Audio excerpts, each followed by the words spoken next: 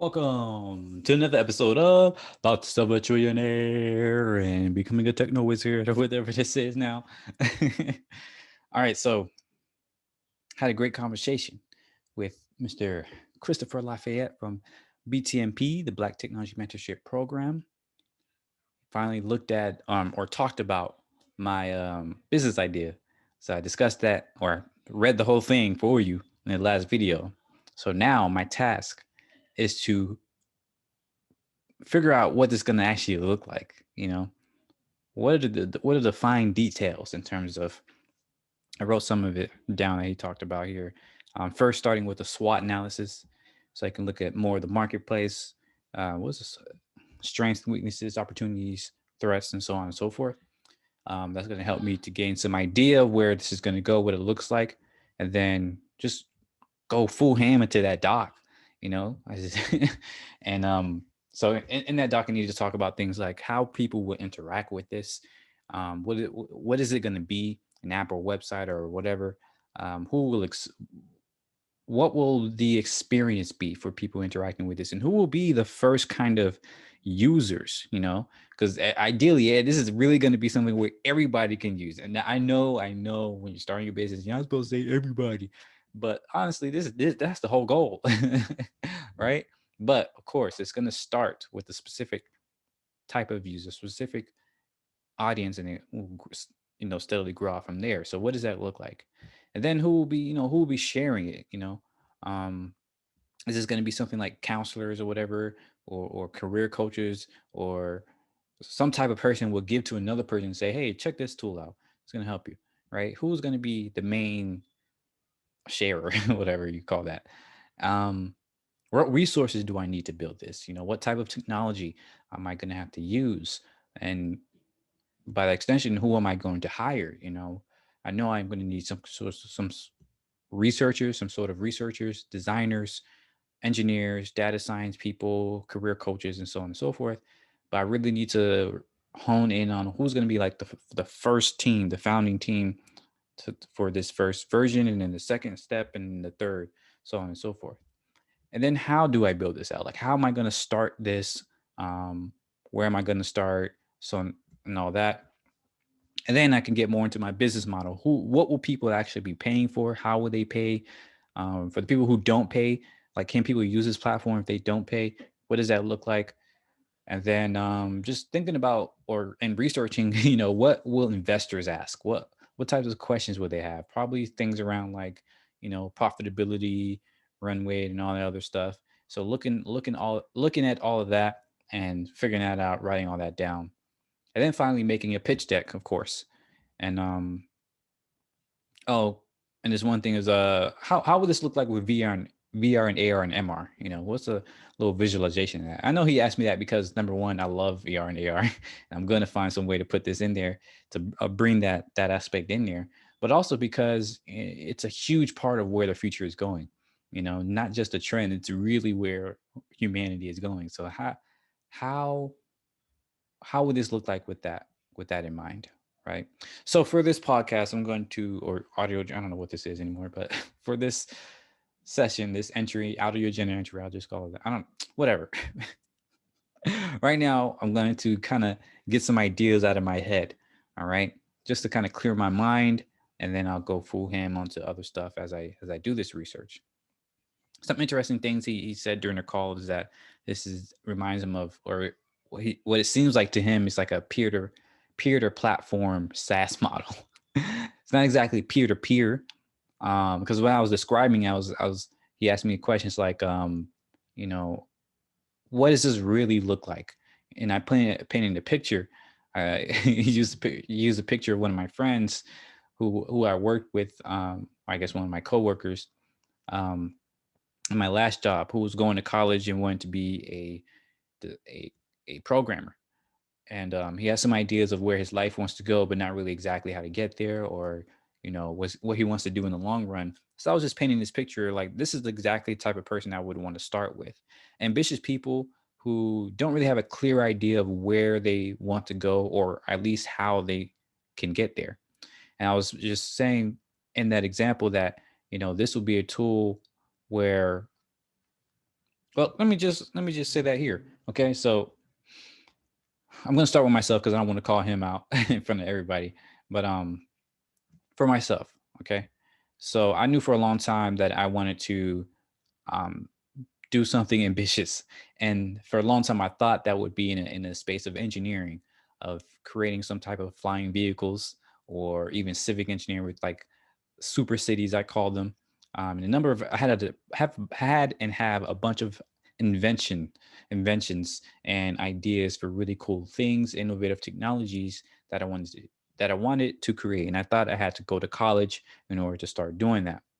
But I wasn't able to go to college. And so a tool like this will be to visualize it. Somebody will be coming up to me. I will just hear about this tool somehow, right? Maybe somebody showing me it, maybe me seeing it on a feed somewhere or whatever. But I get access to this tool, and it starts with somebody on that team doing some user research with me, sitting down asking me, okay, what are my pain points, like what am I dealing with in my life, what do I want to accomplish, those sorts of things. I don't want to say the exact questions because there's a art and a science to asking good questions when you're creating user research. So you don't want to just assume exactly what questions to ask, because you want to make sure those are unbiased, that they're not going to lead you know to certain types of answers. So obviously I don't know the exact questions, but the point is that the objective of that session will be to get a clear understanding of what my pain points are, what is stopping me from what I feel like is stopping me from reaching my goals, and so on and so forth. Maybe even some ethnography. So, spending some time to just watch me go through my life for a couple of days to a week or something like that, to get a clearer idea of what's going on in my life, and why I feel like I'm not, accomplishing my goals. And then after you get all that information, or the tool, um, then they would look at my context. So this is where it really gets super special, because a career coach can do this, right? This is where I get some of the ideas from, where I had the ability to talk to some really great career coaches. They do this. However, what they a lot of them don't do, I think some of them do, but a lot of them don't do, is look at the greater context. Look at, you know, what is your family life like? What is your neighborhood like? What is your community like? You know, why is it that you didn't go to college, for instance? Is it just because you weren't able to get enough financial aid? If not, or so either way, really, what is the greater context behind it? And from there, you'll probably see things like systematic problems. You'll see things like debt running in the family. You see things um, like the whole community, like in my entire school, very few people went to Ivy League colleges. Very few people scored a certain amount on the SATs and all that stuff. So that will give you a greater context as to why I'm having some of these problems in my life. And then from there you can get even deeper. You can go into, if we can get access to this technology, um, things like genetic information. Okay, looking at your past and your culture, your heritage. How does that play a fact or piece of this? A lot of people like to assume that your genetics and all this other stuff plays doesn't really have a big effect, but that's untrue. Science research after another shows that our genetic makeup is a lot of what explains a lot about our behavior, and about you know how we're getting through life and how we make decisions and so on and so forth. This whole nature versus nurture thing is seen as a binary thing, but it's not. It's both. It's both nature and nurture. It's both your genetics and your environment, and your how you're raised. So the important thing is, for this research phase, is to look at both the individual and the greater context. So for me, you'll see things like my heritage. Like, I grew up in the Haitian culture, immigrant grandparents, they came over and all that other stuff. You'll see that they have this. this whole thing. You got to either be a doctor, engineer, lawyer, that type of thing. So they don't really know how to support you if you're trying to do something that they're not familiar with. Maybe yes, I did want to do engineering, but I didn't want to be like a typical engineer. Like I wanted to build flying cars. That seems unrealistic. So even though I wasn't necessarily unsupported, like my family was very supportive of me growing up, but they didn't know how to help me, right? I was always very advanced in school and all this other stuff and my ideas, and didn't really know a whole lot of what to tell me, what to provide for me in order to help me excel. And so this sort of research will show that sort of thing. And that plays a factor in this because it shows, okay, his family or his network or whatever, right, does not have the type of resources that would be a good fit for these types of goals. And so you can get me in contact with other people, or just have a better idea of how that plays into why I am where I am now. So anyways, the whole point of this entire research phase is to get that context, to get that ecosystem, um the or a picture of the ecosystem that I'm living in.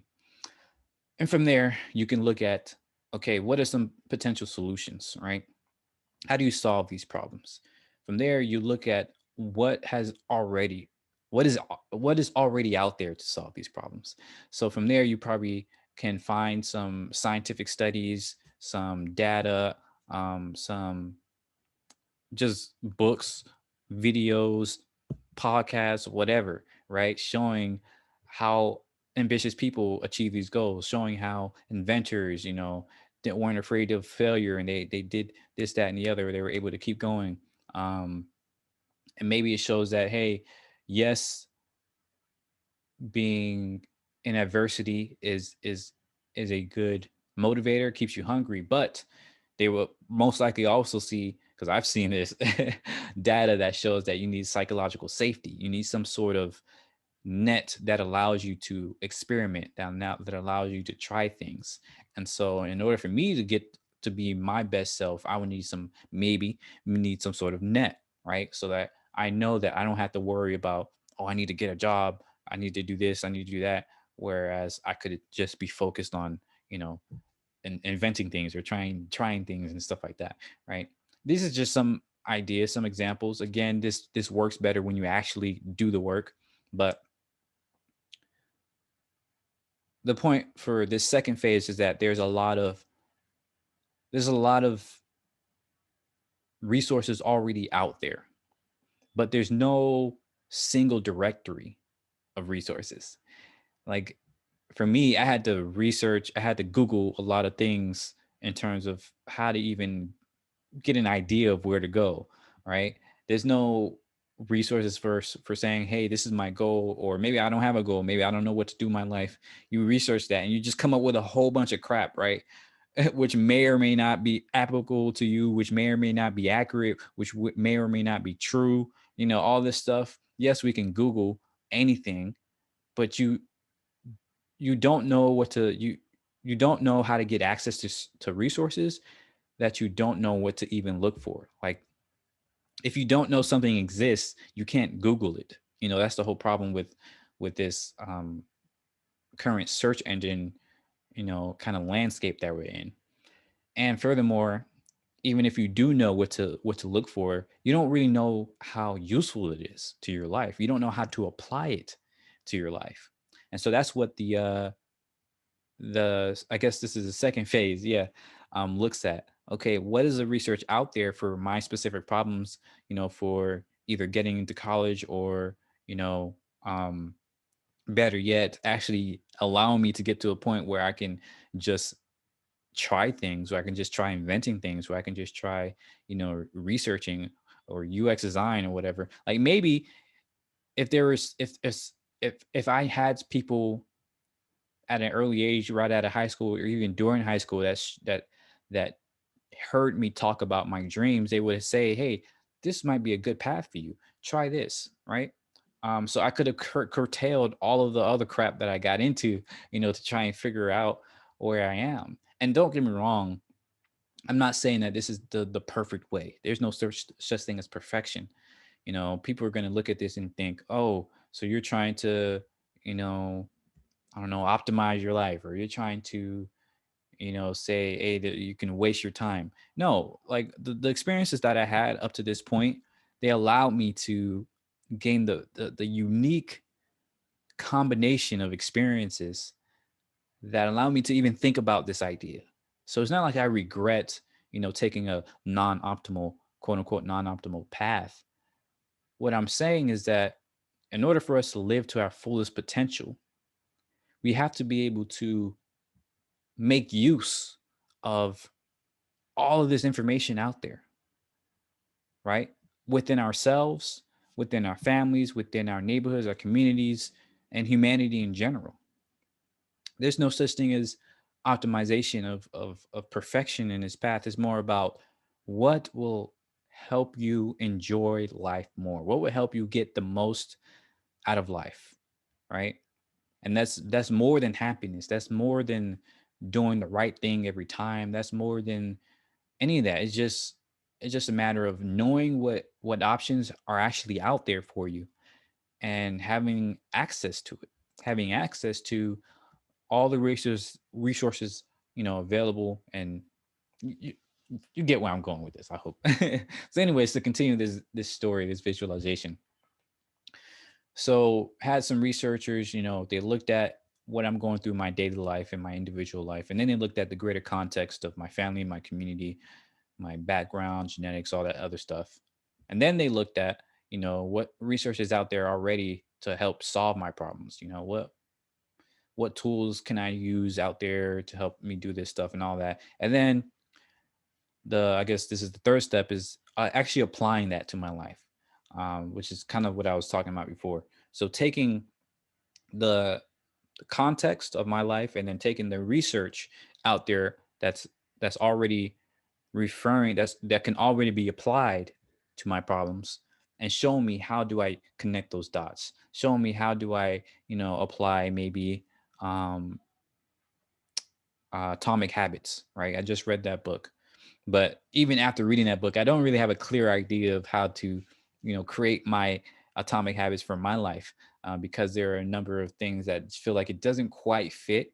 I've tried to look at things, but it's like, oh, keep a log.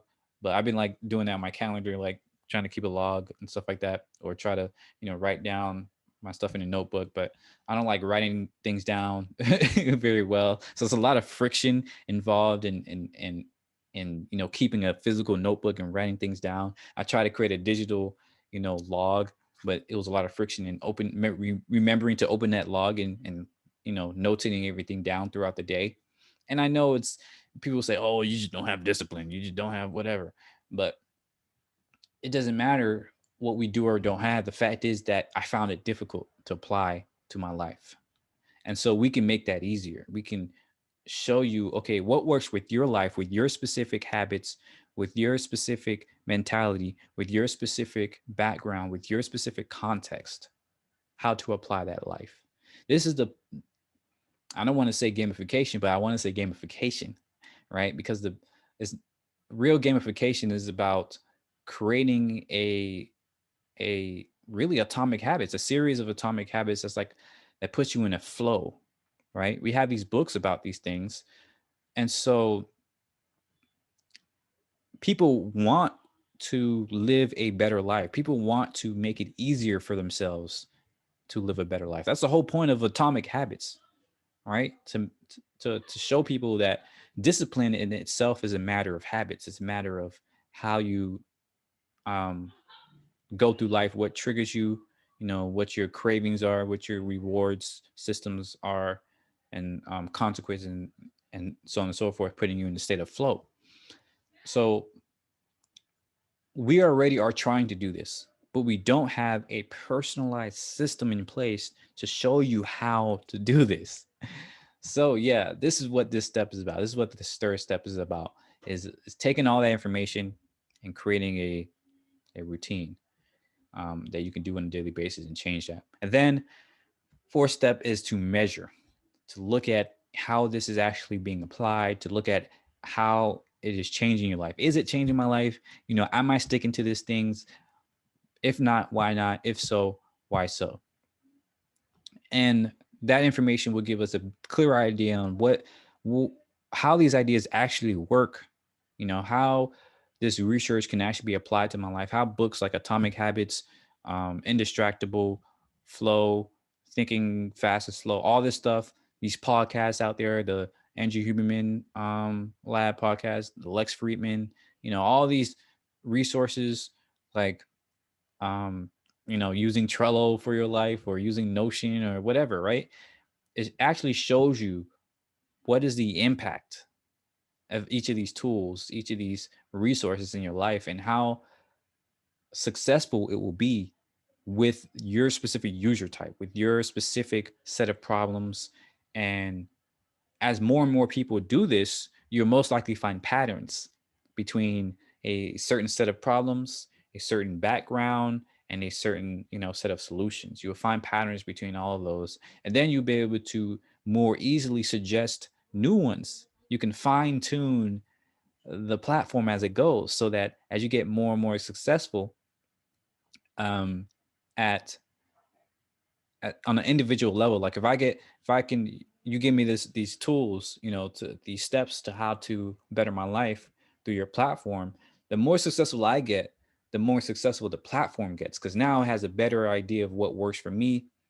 And then as more and more people has a better idea of what works for each of them, and so it can keep correcting itself, and it can keep helping other people correct themselves as well.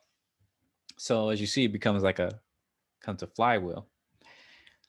So that's the fourth step. And then the fifth step is really just making this a self-sustaining system. So the first four steps were all manual, meaning people went out and did the research. They went out and then from that research, like you were talking to me on a video call or maybe even in person, but either way you were recording that call, and then they were manually transcribing or putting it in a tool like otter.io, whatever. I think there's other ones too, but transcribing the interview, put it in the doc or whatever, and then uploading that all the transcriptions into a database of some sort, where that database is labeled, so okay, this these answers went to this questions, so on and so forth, right? You label everything in that database so that it can be applied. You can apply some machine learning, some AI algorithms and that stuff. I don't know what that's the type of stuff I'm gonna have to research for my business plan probably, but some data scientists are going to be needed for that step. You're going to have user researchers in the prior step, and in the application step, you're going to have some career coaches, maybe even some psychologists or therapists or whatever if need be as well. Those probably be on a contract basis, on a case by case basis. But you see what I'm going with here. Um, that whole process is very manual. We have a lot of people involved, right? And it's a good thing, because people right now still the best way of helping other people, because again, there's no system really out there that tells you, okay, this is exactly what you need to do, right? If you talk to somebody, that's why you have mentors, right? That's why we have apprenticeships and all that stuff, because people are still the best resource for anything, for any sort of growth. And but of course people have a lot of biases. They have a lot of We have a lot of problems. We'll never be able to give you we'll never be able to take all of the information of humanity, right, and distill it for you. They can only take all the information from their experiences, which is can be a lot, but it's not nearly as much as the whole of humanity, right? There's highly unlikely that because like my mentor, I have two mentors, luckily, very fortunately right now, and both of them come from very different backgrounds. They know nothing about my background, about what it's like being a Haitian, right? Being a Haitian American, how that plays into it, or the African diaspora, in terms of all the nations and civilizations that existed from there. Um, and I mention that because we're probably going to find that a lot of research can be found from indigenous cultures that shows how they live their lives, right? We like to think that we have very unique lives, but I said it before, is that we're dealing with a lot of the same problems that humanity has been facing for since the beginning of humanity, right? Getting food, getting water, stability, self-actualization, all this stuff, right? These systems have been in place, or these problems have been problems for a very long time. And so as we do research, as we do anthropology, some history, look at the history of these different civilizations, then you can get better data about what works and what doesn't work and why. And so my mentors are great, but they don't know anything about that. They don't know anything about these ancient civilizations that, lived great lives for a very long time. But we can build a machine that is able to know all that information. And that's the point of step 5, right? Is being able to take all the information of humanity and making it accessible for everyone. Right. So I can already think of some problems that people will have in terms of, oh, are you trying to automate away the job of, mentors or apprenticeships or career coaching or all so on and so forth? No, because number one, I don't think those jobs can be automated, because what we find, and this is the really important aspect of this whole thing, is that when we're building a tool to help people live better lives, this is not a zero sum tool. We will never get to a point where we've reached maximum fulfillment, where we've reached the perfect amount of, oh, I know exactly what to do in my life. This tool will tell me every single step. It's a horizon, not a goal. A goal is achievable. A horizon, right? A mission, whatever you want to call it, is something that you're looking at, but you will never get there. And that's a good thing, right? People like to think that this is a bad thing, that this, oh, we'll never be perfect, we'll never get to utopia, whatever. No, that means that you always have growth. That means you always have opportunity. You always have a better way to improve. You always can find more things to appreciate in life. And by growth, I need to backtrack on that, because a big problem with capitalism today is unchecked growth. It's thinking that we can just grow. The what I mean by growth is personal growth, right? The growth of your consciousness, of how you think, of how you go through life, right? Um, it's about internalization of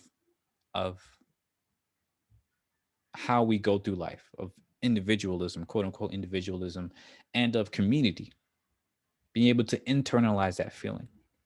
Because right now, we're at a point where we externalize a lot, where we externalize this idea of growth, where growth is getting more money, getting more successful, getting more titles, getting bigger houses, so on and so forth, getting more technology, right? That's what we imagine when we say growth. But really, growth is an internal thing. It's about, you know, being more wise, having more wisdom, being able to give back more, being able to, you know, help people more, and appreciate life more, and so on and so forth. That's a real growth. That's a real infinite growth. You can grow as much as you want internally, because you're not taking anything, right? External growth comes at a cost. It comes at the cost of the environment, right? In order for you to get more money, you have to either print more money or take it from somebody else, right? In order for you to get more, or make more money, like make the system in general have more money. But money itself, if you're chasing money itself, you're not even chasing a real thing. You're just chasing an idea, because money itself is just whatever, right? It's supposed to be just a tool to have opportunity. That's like chasing screwdrivers, right? If you just a way to visualize these sorts of things. If you chase, if you have a metaphor, if you describe money as like something like screwdriver, right? Because a screwdriver is just a tool for you to build, or hammer or whatever, right? Money is like a tool. It's like a screwdriver or a hammer. It's a tool for you to accomplish what you want to accomplish. So if your goal is to just make more money, then you're like, it's like having a goal of just having more screws and screwdrivers and hammers. It doesn't actually mean anything. Yes, you need a certain amount. You need maybe, I don't know how many tools and how many hammers. It depends on what your needs are, right? Everyday person might need one screwdriver because they're not really doing much with it. Another person might need 3 or 4 types of screwdrivers because each one has a different head and they're trying to build different things and put different things together, right? That's the hope. That's the same thing with money. You need different amounts of money for different lifestyles, for different things that you're trying to accomplish in life. But if your goal is just to make more and more money, that's how people feel empty inside. That's why so many people, and again, we have data that shows this, don't really feel any better after making a certain amount of money. Look at Justin Khan's videos, the co-founder of Twitch.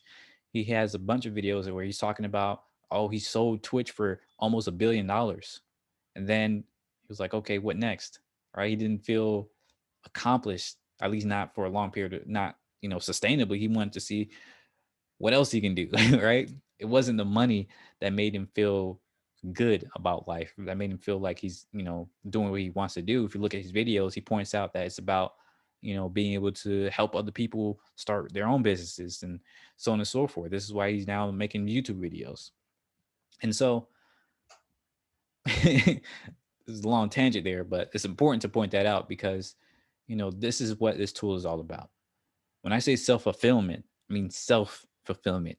I don't mean,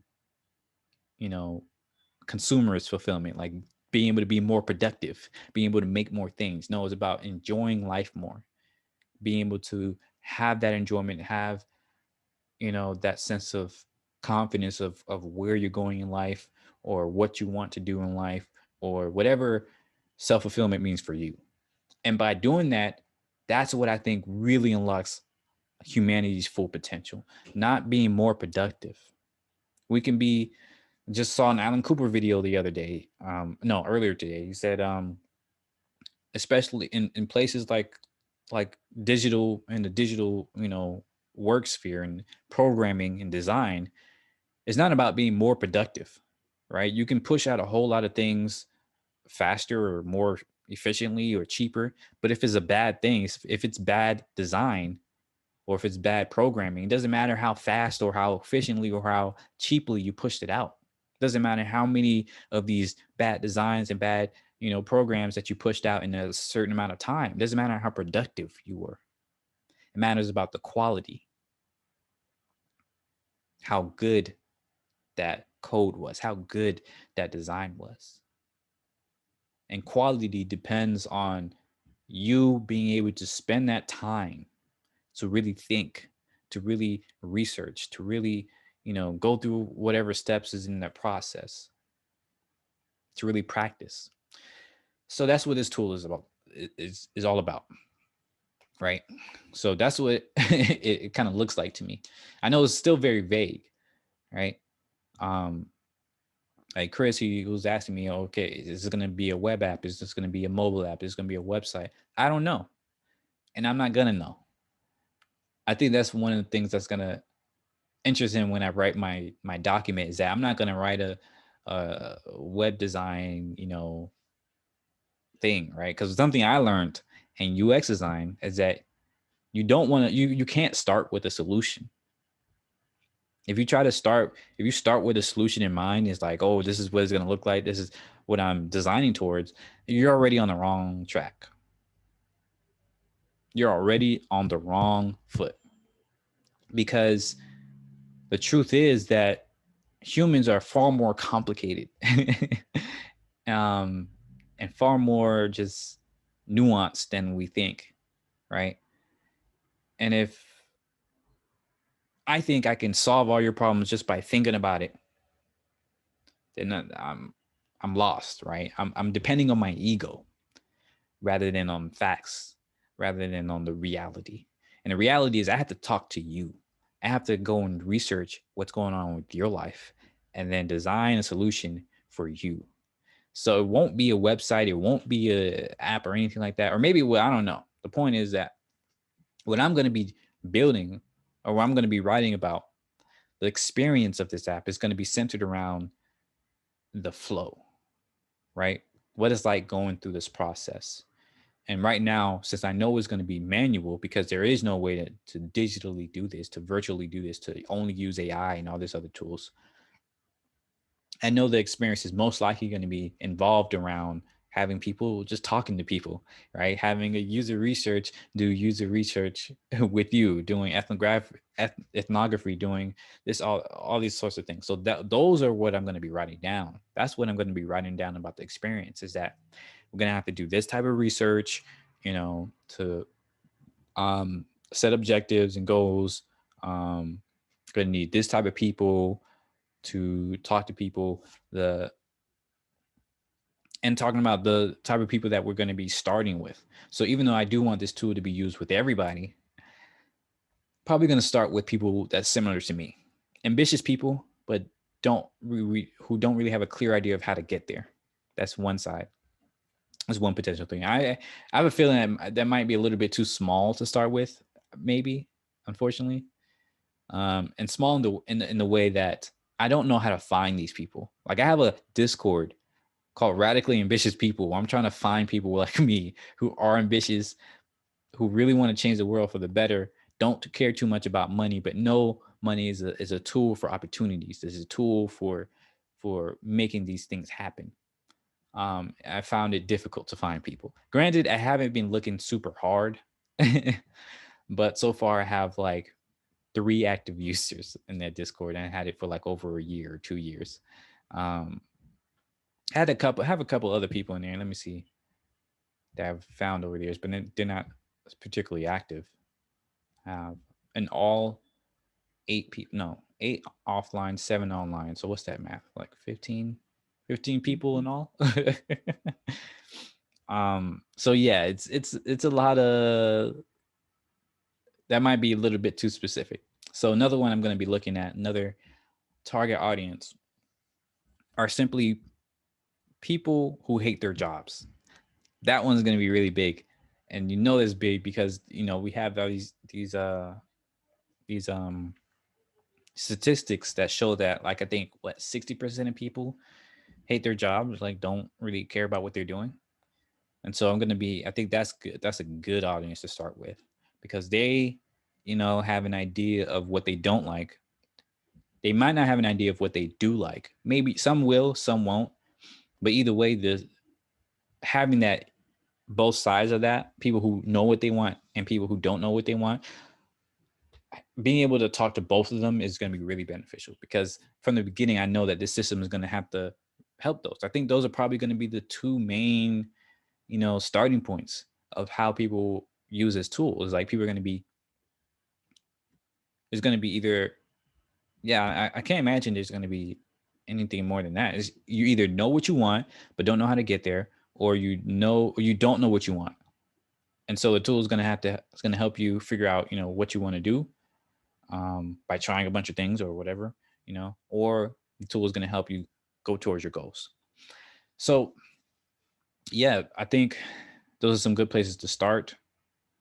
Another target audience I was thinking about are people, young people coming out of high school, going into college, or in college and don't really like college, because college is a huge, huge problem. All right, and especially we know this with the pandemic, right? The whole point of college was supposed to be getting people to get to a point to where they can, get a job and all this other stuff. But really, you know, again, the data shows that most people don't use their degrees. Most people go into a different career than what their degree was. And now that college, what before, the real benefits of it was the environment, was you being around people like you and people not like you. People like you in the fact of a whole bunch of other young people who are trying to figure out life, but people who are not like you, from different backgrounds, from different areas. So it expose you to the wider world. And so, but at the same time, you're kind of in a bubble, because in college, right, you're in this college campus. You don't really have to worry about rent too much, if you're living on campus. But if you're, of course, there are people who don't live on campus that have to worry about that, had to get a job and stuff like that at the same time. But there was a lot of kind of privileged people who got to live on campus. I mean, their parents paid for their school, this, that, and the other, right? But now with COVID, well, it's ending now, but still, a lot of people realize that without that, college is kind of crappy, right? All you have is a bunch of schoolwork. Most of that schoolwork has nothing to do with your career, with your with the and even if it does have to do with a career, a degree, meaning um, by the time you leave, you might end up not even using that. So you kind of wasted all like 4 or 5 years, thousands of dollars in debt. So I think that's a good, another good audience to start with. So I'm gonna do some research on like which one of those is gonna be the real first ones to start with, because can't start everywhere, unfortunately, right? Or maybe we can. I don't know. We'll see. But yeah. Oh, and let me drink some water. So it's gonna be very interesting in terms of who do we help first and how do we help them. Probably not gonna showcase anything about an app or website or anything like that, but I will showcase flows. I think that's gonna be very important to show user flows. So I'm gonna do some research on UX design, user flows, task flow analysis, all that stuff. I think that's gonna be a great way to break down what this looks like without actually showing what this looks like. um Then some other important problems, things this thing. Okay, yeah, who will be sharing this platform? I found that a very, very interesting question because I never really thought about it like that. All I knew was that I did not want to use ads. Like I think personally, I hate ads. I hate ad tyranny. The fact that almost every business model, with especially with free apps, has to do with just using ads. And every business, every tech company that got big on ads. I think that's terrible for the world, and that has created a lot of the problems that we see today. So I think that's antithetical to what this app is going to be. So therefore, I want to make a hardline statement of using no ads. I know it's going to be very hard. It's going to be very contentious. A lot of investors, a lot of people who are looking at this can be like, "Oh, you want to grow super fast and not use any advertisements and not sell data to advertisements either?" And I think that that's fine with me. This is the whole joy of building my own company.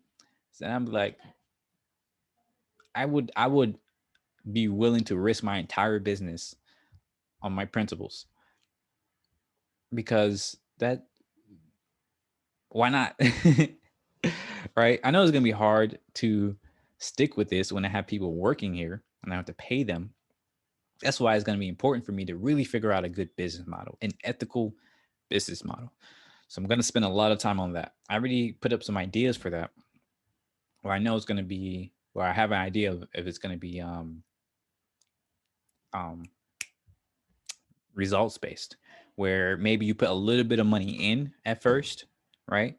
But you don't have to pay the rest until we solve your problems, right? Like, and the more it solves, the more you can pay. So as you grow, the platform grows. That I really want to make sure it's completely tied in there, right?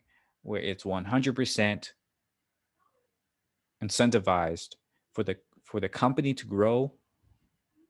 Like the growth of the company depends on the growth of the individual.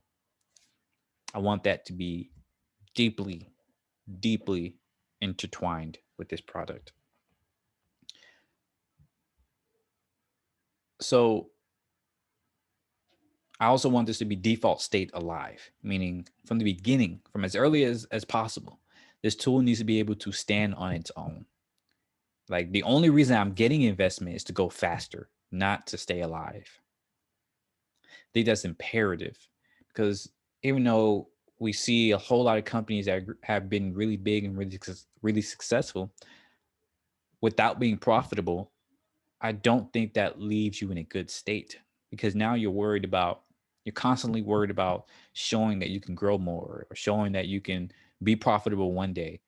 And that creates an incentive, and we live very much by incentives to to, give up on some of your principles in order to make that money. So I want to make sure that from as early as the time as possible, the tool is able to stand up on its own profitability. I don't know how I'm going to do that, but I'm going to spend a lot of time, trying to see how that can work. Most likely, I'm thinking that it's going to be a freemium type of model, and that's another thing too. I want to make sure it is super accessible for people. So I definitely know that. Well, maybe not. I was going to say that it's going to be free at the beginning, so that anybody can use this tool. But again, that I had to do some research with that. But my worries with that is it's very difficult to create a freemium model where, number one, the free experience is still very good and useful, and number two, it's also profitable. And so therefore, number three, you don't depend on ads or some other unethical, business model to monetize. So I do want to make sure I just got to do a lot of research on that and think on that. So my ideas I have for that, it's not necessarily solution based. It's just looking at what works out there right now. Using my own type of ideas. Step two. Some good stuff out there right now. There's the like in games. There's the cosmetics, the cash shop or whatever, where you pay for cosmetics, and the actual gameplay experience is really good, right? The actual gameplay experience is completely free. You can get from, you know, 0 to max level without ever spending a dime.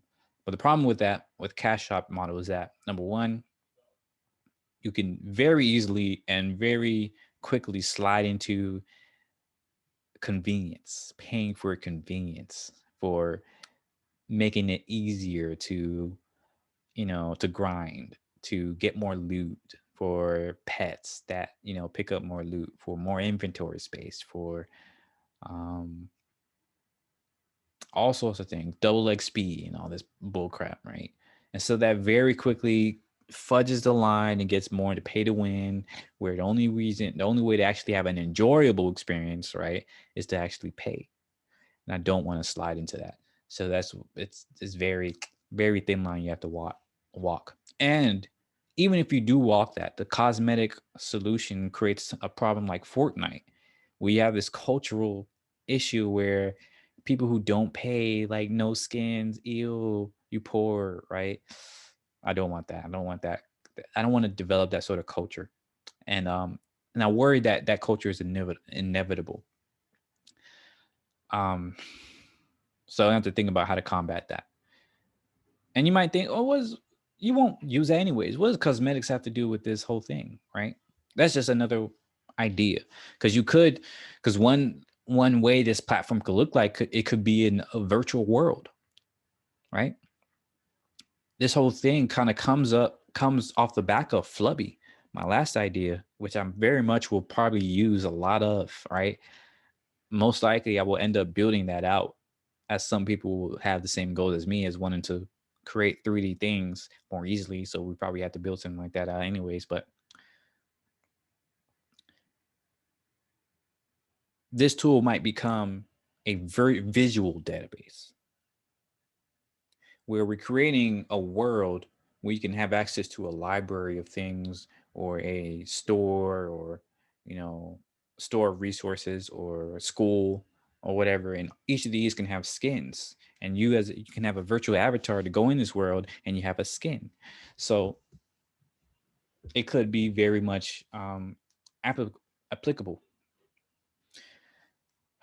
But again, you have to look at that. You have to look at the ramifications of that. Another idea is of course, the buy to play model. It's the classic, just buy a service, right? The problems with that is that, number one, it incentivizes you to commodify things so that you can buy more things. So that instead of just buying the complete solution, Like, what are you actually buying for? Is it like since this is a self-fulfillment thing, this is an infinite thing. Like, there's no end goal, there's no end point.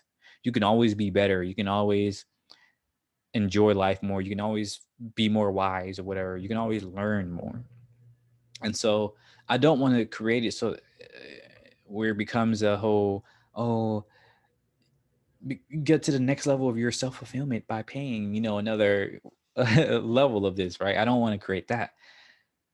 This is why the whole idea of this is why I'm getting more and more towards the idea of making this a nonprofit, or a taking down the ideas of capitalism, because capitalism, unfortunately, even though it has been done a good job of helping, of building these amazing things, right? It all too easily slides into losing the whole point of life, of because capitalism is about, competition and profitability and capital, right? For without getting into the whole politics of it all, just the whole concept of it incentivizes you towards figuring out how to be more profitable, privatizing and things like that. And that is once again antithetical to the idea of helping people be more self-fulfilled internally rather than externally. So most likely, this might have to just be some sort of, nonprofit where we get donations. That's going to be difficult because look around, nonprofits is very, I don't see a lot of big tech company that's a nonprofit. I think the biggest ones is like Firefox, or Mozilla rather. And they have their share of problems. There's Charity Water here is pretty big and pretty cool. Um, but that creates a whole other thing where you're looking at skills in relation to funding, and that funding comes from talking to bigwigs and making it seem like something that is politically friendly, um, for their philanthropy or for their political turn gains or government funding or whatever, right? Like stuff like that. And so now you're focused more on how do I get more funding from these people, these more donations from these big spenders, from these whales, basically. Go back to gaming terms, rather than how do I improve the experience of individual, users, individual people. So that's a problem with that.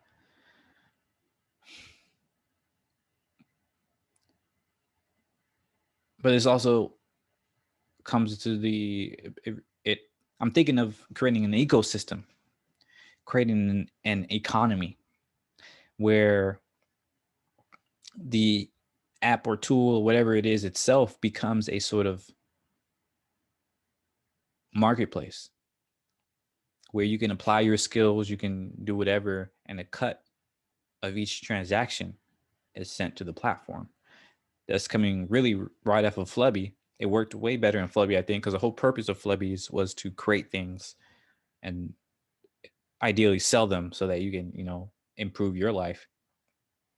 Um, but this tool is not necessarily about, everybody that uses the tool won't necessarily use it to get a better job or to get a job or whatever. They might use it to, find hobbies or to um, learn how to meditate or whatever, right? Um, so how do I, you know, think about that? I don't know. These are the things I got to think about. And maybe I'm overthinking it. Maybe I'm being too idealistic with it. I'm always cognizant of that. Like, I know I tend to be very idealistic and utopian, even where there's never going to be any problems and stuff like that. But I know for a fact there's always going to be problems. So that's what I'm also thinking in my head of how do I combat these problems, or at least how do I think about them, ahead of time, so that we're not stumbling into creating more problems than we're solving. That's another thing. As organizations scale, they often create a whole lot of problems, and sometimes it feels like they created more problems than they started with, like Facebook. right? Seemed like a simple idea, just connecting the world together, right? Allowing people to talk with each other, talk with your friends and family, wherever they are. And now look, are they really, did they really solve more problems than they created? A lot of people will say something about that. So there's a precedence for getting so successful, quote unquote successful, that it becomes a problem in and of itself, because it's too busy trying to, like, the platform, the company is too busy trying to get bigger and get, more market share or whatever, right? So you got to be cognizant of that. But it's good to think about these things, to write them down, to at least begin to figure out some sort of counter. I know it won't be perfect, and I always remind myself of that too, but I think it's worthwhile.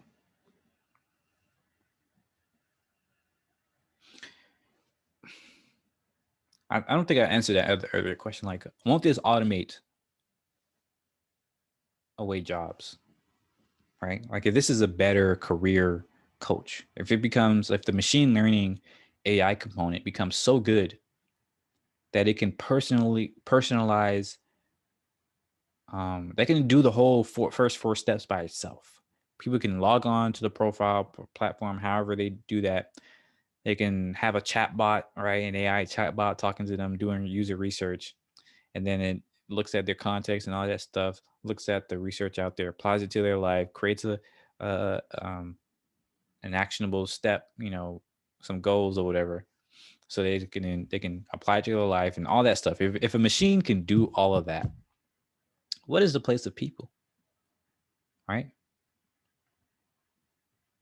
And this is where you have to realize that the world is not zero sum, that there is no point of perfection. There is no point where we would get to having no problems in the world, right? This system will always need people to help people, because people are complicated. People will always find more things that they are unsatisfied with. And that's a good thing, right? It encourages us to experience life. That's the whole purpose, quote unquote, purpose of life, just to experience life, right? What that means for you, I don't know. Might be just sitting back and, you know, sitting back. Might be reading all the books in the world. Might be playing games. It might be building spaceships. It might be, helping other people do any of those things, right? But the whole point of this tool is to make it so that the bar is raised, the floor is raised, so that with each generation of people that use this tool, you can focus on more, I don't want to say conceptual, but more opportunities. And what I mean by that is that hopefully the goal of this tool is that the next generation, my kids or whatever, once they start using this tool, they don't have to worry about how do I make enough money to survive. They won't be asking questions like, how do I make a living for myself? Or at least not in terms of paying the bills, keeping the lights on. Because that's why I feel like a lot of people will be asking about, right? How do I pay the bills? How do I make enough money so that I have, you know, so I'm living a comfortable life, right? A lot of people are going to be asking that. A lot of people are going to be wondering that. I'm wondering that. That's what I want to solve for myself, so that I can focus on, instead of, keeping the lights on, having an internet connection, you know, getting food on a regular basis. I can instead be thinking about how to build space habitats, how to build realistic simulations, how to build arc ships and flying cars and all this other stuff, right? How to go beyond this reality so that we can be more connected with with the universal consciousness. Crazy stuff like that. But we can never do that today because you have to spend so much time just getting to a point where you live a comfortable life. And so by that time, a lot of people are ground down. A lot of people have lost their childhood fantasies, their childhood dreams. A lot of people are no longer, you know, dreaming about doing fantastic things like they did when they were younger, whether that was just being a firefighter or astronaut or cook or whatever. Now they're just like, okay, can I pay the bills and make sure my kids are safe? All right. These are the same problems that we've been worrying about for the last 1,000 years, couple thousand years. That's what I want to solve. That's really the bigger goal too. It's helping raising a global consciousness so that my kids aren't thinking about these same problems. My kids can now be thinking about the next level, whatever that might be. And at that level, there will be far more problems to solve. There are far more opportunities, right? And this is true because, like they say, more money, more problems. I didn't know what that meant for a long time. I was like, more money, what? More money? I can solve my problems. I don't have to, worry about bills, food, right? Whatever. But it's true because you make more money now. You have to worry about things like taxes, things like helping people out, and in terms of helping like your family who doesn't have money, right? Your community. You're thinking about your business, how to sustain that lifestyle that you have. Maybe since you now have more houses or cars or whatever, you have to worry about how all that stuff is running, right? And that seems like uh, call it first world problem, and it is. That's a good thing. The reason why we see first world problems as a bad thing is because our first world is largely materialistic, and because there are a lot of people who are worried about more basic things, and so it seems unfair. But with a tool like this that is able to help everybody get to a point of living a quote unquote first world, and right at the same time, it is also helping the people from that quote unquote first world have a less materialistic mindset, so that people are more thinking about how do I, you know, attain more wisdom? How do I help other people out? How do I increase my mental aptitude? How do I, be more spiritually conscious or whatever, right? All these ideas, as they become less materialistic, those first world problems becomes just better problems to think about, right? Just I'm not sure if I'm explaining this well enough. Throughout history, we can see, I think I talked about this before, the Khoisan, the longest living group of humans that have ever existed. They lived for about 150,000 years since humans began moving out of East Africa, out of the Great Lakes area where Homo sapiens sapiens, started from, evolved from. The Khoisan moved out of there about 150,000 years ago and towards the southern area of Africa. And they maintained their lifestyle, their hunter gatherer culture for hundreds of thousands of years, or at least thousands of years, for about 50 to 50,000 years or something like that, right? And we have evidence that shows, like, by looking at how they live now, or in at least the last couple of decades before the diamond company started mining their lands and pushing them out of their lands, right? Call that out, look that up. Before all that happened in these last few decades, we can actually see that they enjoyed life more, that their index for self fulfillment, for living a good life, was far higher than the average American or the average any other person, almost any other culture or country.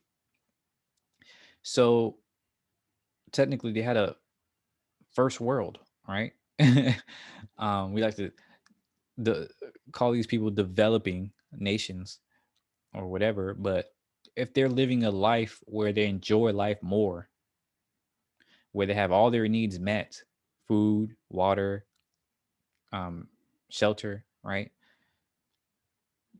They can get married, get divorced, whatever, get into any relationships. They have a good government system, right? Very low crime rates. All this, right? They have all these things that we're still trying to figure out in our life, in our nation. Technically, they're more advanced. They're more developed. They may not have all the materials that we have. They may not have internet and stuff like that, but they feel like they don't need internet. It's great. Don't get me wrong. It's great once again that I can talk to you asynchronously across wherever you are in the world.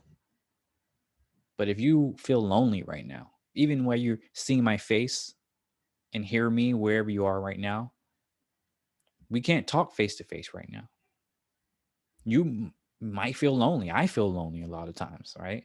I don't have a large friend group. I don't have a large amount of best friends.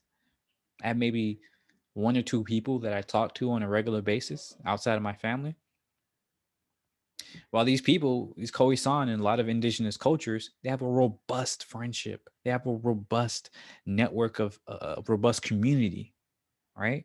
Where they have people they can talk to on a regular basis about all their problems and ideas and whatever, right? They talk to these people on a regular basis. They have close bonds, and thus they have less loneliness, less depression. We can look at that. We see that they have less depression, less anxiety, less chronic disease, right? We like to think that these indigenous cultures are always suffering from disease and all that stuff, but no, the evidence shows research shows that these people are more biodiverse. They're more genetically diverse. I mean, so even when they do face, diseases or whatever, they have a stronger immune system to combat that. What about how they adapt to the environment? What if storms hit or a drought? Turns out the last drought that hit South Africa, while most of the country was starving and dying of hunger, these people had more nutrition than ever before. They were eating like two or three times their nutrition amount in a famine, however you say it. So clearly, they have something working that's working extremely well. The only thing that threw them off is other humans coming in to take their land.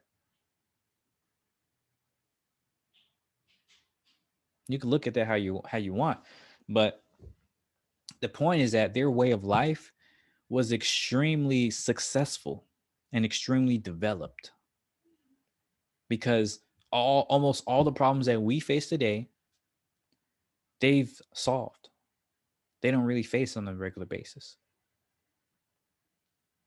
So that shows us that number one, the way you live life is highly dependent on what you value, right? The human mind doesn't care about the objective things. So, for instance, if you break this phone, like I broke the screen of my phone, right? Most people, we spent like a lot of money on these phones. We break the screen. We feel like, oh my gosh, no, we broke their phone. What am I going to do? We get stressed about it. Oh, I'm going to pay for this. How am I going to fix it? Right? We get stressed about these things. And then, but this is, you're not going to die from this, right? But our mind doesn't care.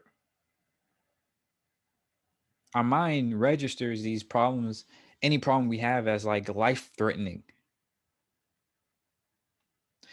So where I'm going with this is that as you get more quote unquote advanced or more technology, whatever, or more things, more material things, you still face more you actually face more problems, right? For better or worse. Maybe I wouldn't enjoy living in a similar lifestyle as a Khoisan.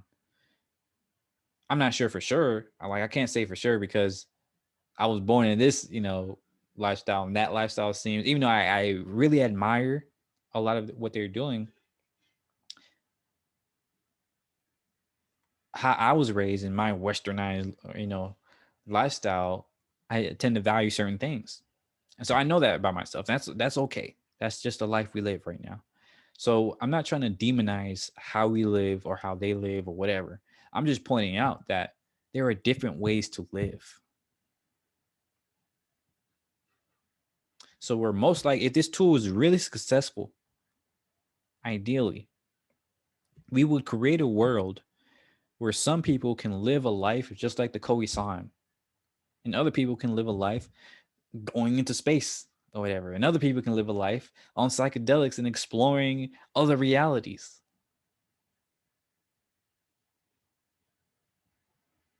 The point is that we're not over here judging and creating a zero sum world where only one way of life is the right way, where only one way of doing things is the quote unquote right way of doing things. We humans are complex, we're diverse, we're adaptive, ideally. And so the more we diversify, the more we're able to, accept each other's differences and live amongst each other with, different goals and ideas and so on and so forth, the more robust our society will be, the more successful our society will be as people are able to enjoy different ways of living. So this tool will never get to a point where it just automates every single thing about your life, because there will always be more things about your life that doesn't need automation. And there will always be more problems to solve. The Koei-san don't have to worry about how they're going to roll out 5G, in your city. They have a great life. And I hope that we can have a great life. Those of us that want this sort of thing, this sort of lifestyle. I hope that we can have a great life while still worrying about, how to build better worlds, how to build better technology that is more sustainable, that is more eco-friendly, that is more human friendly, really. That really cares about, yes, I say cares about how we think and how we go through the world and how we interact with the environment, how we interact with ourselves. A lot of our technology doesn't actually care about how we interact with ourselves. It's just built very stupidly.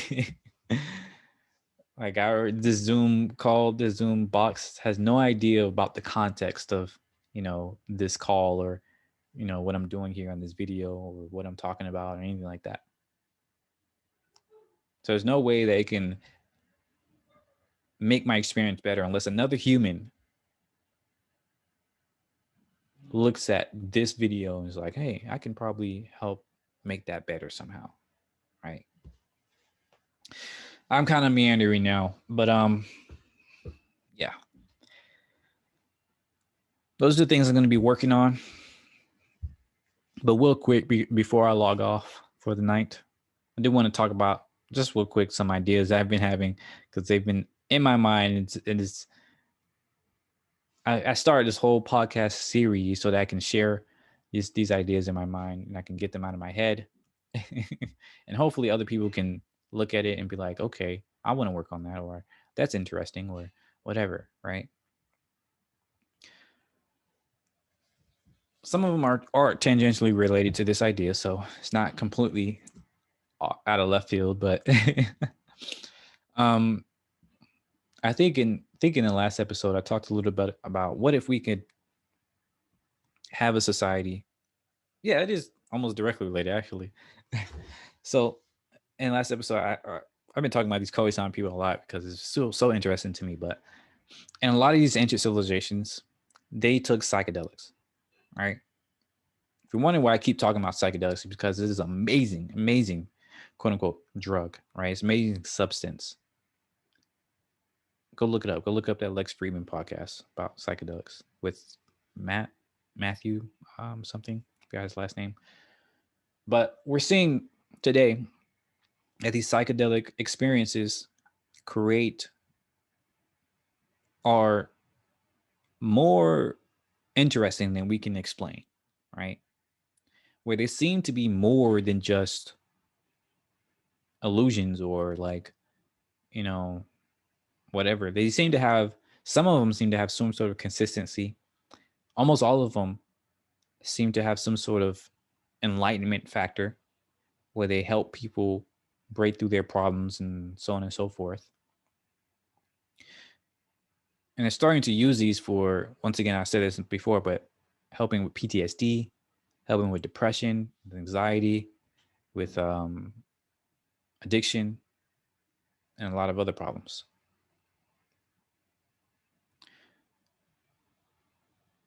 And there have also been a lot of studies, those crazy studies, right, and back in the 60s, 70s, 80s, about telepathy, about mind reading, and all this other stuff. So you have to ask yourself, are these really just crazy ideas, right?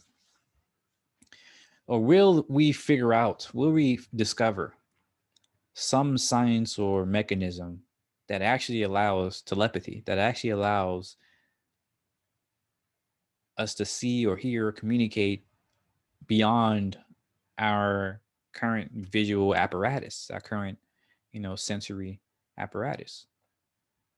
And you have to ask that because, again, I've said this before, and I'll say it again. The science, much of the leading science in our fields today shows that space and time is not fundamental, meaning that everything we see, hear, and touch and feel and then measure with our science, with our scientific tools, down to the atomic and subatomic levels, is kind of, I don't want to say made up, but they're not it. They're not what's at the bottom of reality, right? The math, as well as the things that we can observe, shows that, there's something more underneath it all. There's something that creates the atoms and the visual, things that we see and all this stuff, right?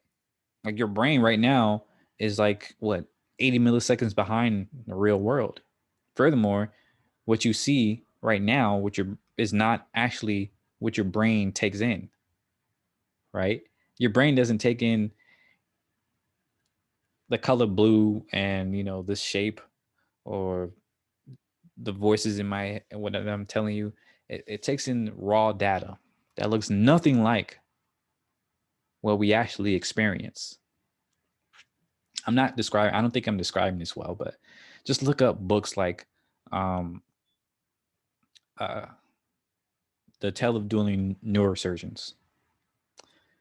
Look up Don Hoffman. Look up Chalmers. Look up um, Wolfram, and a whole bunch of other people. Look up process philosophy. Look up information integration theory.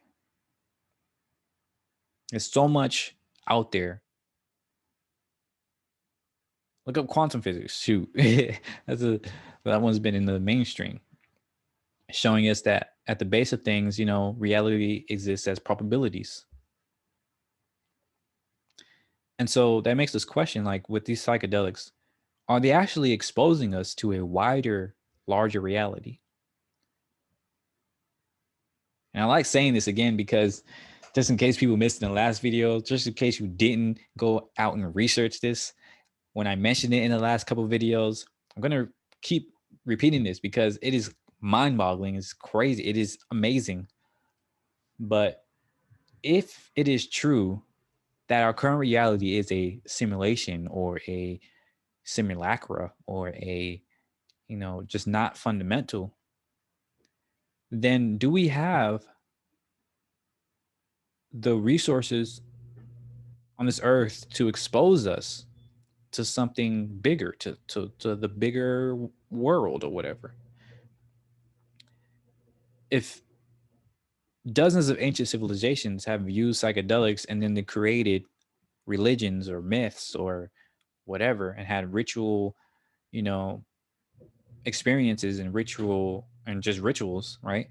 Why did they have that? Was it just people dancing around, whatever, doing crazy stuff, or was there something more there? And if so, should we be moving our society more towards that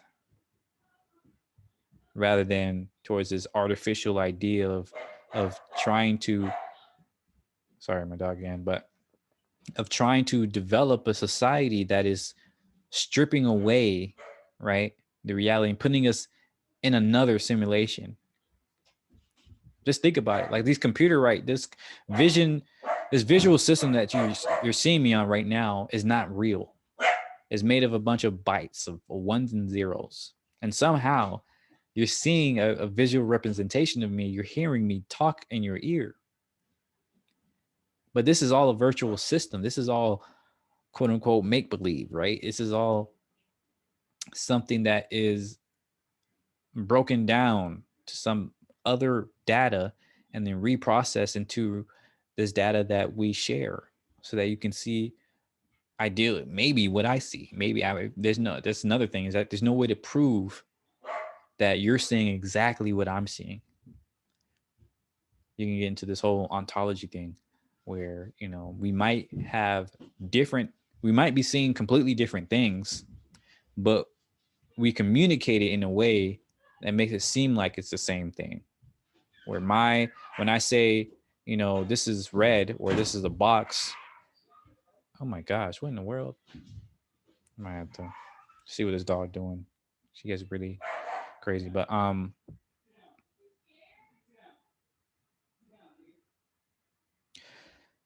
my gosh. I lost my train of thought. But yeah, just think about the fact that if our space and time if our reality is not fundamental, or if our, what we see and what we hear and all that stuff is not fundamental, then maybe once we like building the technology as we see it, maybe progress as we know it is going in the wrong direction. We're building a virtual system within a virtual system. We're building a simulation within a simulation, and we're dumbing that down. Plato's cave theory, right? Plato's cave theory, if you're looking at shadows on the wall put up by a fire and there's real reality out there, what you're seeing is just a dumbed down version of reality. And what if, you're looking at this dumbed down version of reality and you're creating the equivalent of a computer and the simulation, and now you're putting your mind in that simulation.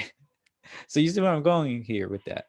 This is another thing that I'm thinking about with this tool as well, is that can we expose people to a greater reality? Can we bring ourselves up to the next level, to the real reality, right? If what you're seeing right now is akin to just shadows on a wall, can we improve our consciousness to the point that we can see the real beauty of reality outside the cave? Maybe not. Maybe I'm just crazy, but yeah, I don't know. That's what I'm thinking about. That's just another, those little stretch goal there. But anyways, as always, thanks for listening. And on that note, thanks for listening. Thanks for watching.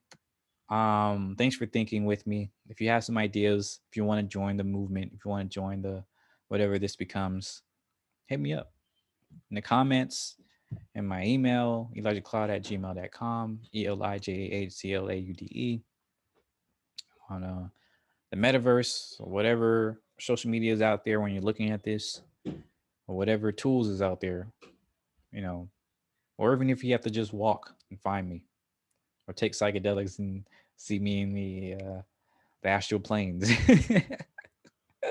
I don't know. Contact me, hit me up. I'll be happy to help.